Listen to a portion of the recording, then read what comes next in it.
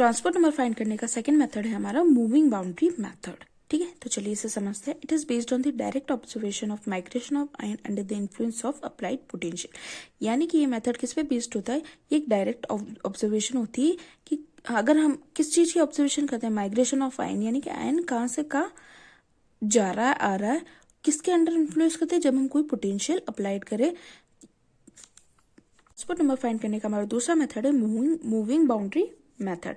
अब देखिए इस मेथड में क्या होता है, ये एक डायरेक्ट ऑब्जर्वेशन होती है किस चीज की, जब हम अगर किसी भी सोल्यूशन में पोटेंशियल को अप्लाई करते हैं तो आयंस कहाँ से कहाँ और कैसे माइग्रेट करते हैं उसके ऊपर बेस्ड होता है। ठीक है, the apparatus is used is consist of a long vertical tube fitted with 2 electrodes at the two end. The tube is filled with a solution of cadmium chloride at lower end and KCl at the upper end. अब देखो इसमें क्या होता है, एक long vertical tube होती है जिसके दोनों एंड पे इलेक्ट्रोड होते हैं।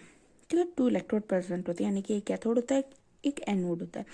अब एक लॉन्ग ट्यूब है तो उसके अपर पार्ट में तो क्या प्रेजेंट होता है, KCl फिल होता है, और लोअर पार्ट में क्या होता है, कैडमियम क्लोराइड फिल होता है। The platinum cathode dipped in HCl solution is inserted at the top and anode is placed at the bottom.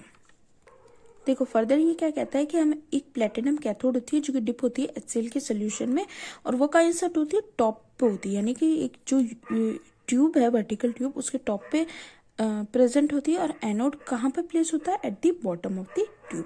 On passing electric current through apparatus hydrogen gases evolve at the cathode. अब जैसे ही हम उस जो vertical tube है ना, vertical tube है, अगर उसमें हम जैसे इलेक्ट्रिक करंट पास करेंगे तो वो क्या करेगा, हाइड्रोजन गैस का इवॉल्व करेगा, यानी कि उसमें कोई रिएक्शन होगी और वो क्या करेगा, हाइड्रोजन गैस का इवोल्यूशन करेगा। कहाँ पर, कैथोड की तरफ, और K+ ion are move towards the anode. फिर फर्दर रिएक्शन हो रही है तो जो K+ आयन है वो किससे रिप्लेस हो जाएगा, कैडमियम 2+ आयन से। Hence the boundary line move in the upward direction. और जो बाउंड्री लाइन होगी, जैसे रिएक्शन होगी, जो नीचे का जो बाउंड्री लाइन है वो कहाँ की तरफ उठेगी, ऊपर की तरफ उठेगी। ठीक है, अब इसकी कैलकुलेशन देखते हैं। लेट करते हैं कि C भी तो ओरिजिनल कंसंट्रेशन है कोई K+ आयन की in the gram equivalent per ml of solution, यानी कि हमने K+ आयन की कोई कंसंट्रेशन लिए, किसमें लिए, ग्राम equivalent per ml of solution. If the distance through which the boundary move. अब हमने अभी भी जस्ट पढ़ा था कि सारी रिएक्शन होने के बाद क्या करेगा, जो हमारी बाउंड्री लाइन होगी वो अप की तरफ मूव करेगी, यानी अपवर्ड डायरेक्शन में मूव करेगी। तो उसकी लेंथ हमने क्या ले ली, L सेंटीमीटर, और एरिया ऑफ क्रॉस सेक्शन क्या ले लिया, A सेंटीमीटर स्क्वायर।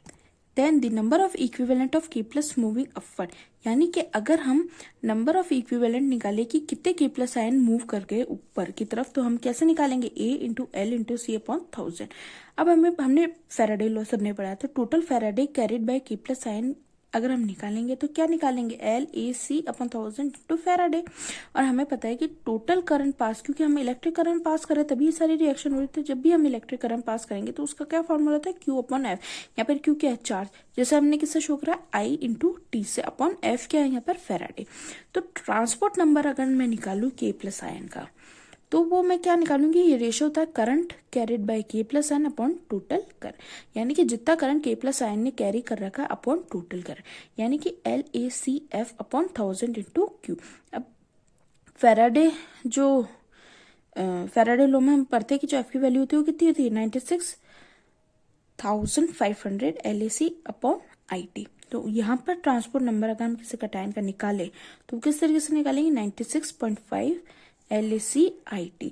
यहाँ पर K+ आयन की जगह वो H+ आयन भी दे सकता है। हमेशा याद रखना एक कॉमन फॉर्मूला है किसका, कटायन के लिए यूज हुआ है, किसमें, मूविंग बाउंड्री मेथड के लिए। तो ये हमारा सेकंड मेथड हुआ moving boundary method. I hope आपको दोनों मेथड समझ में आए होंगे।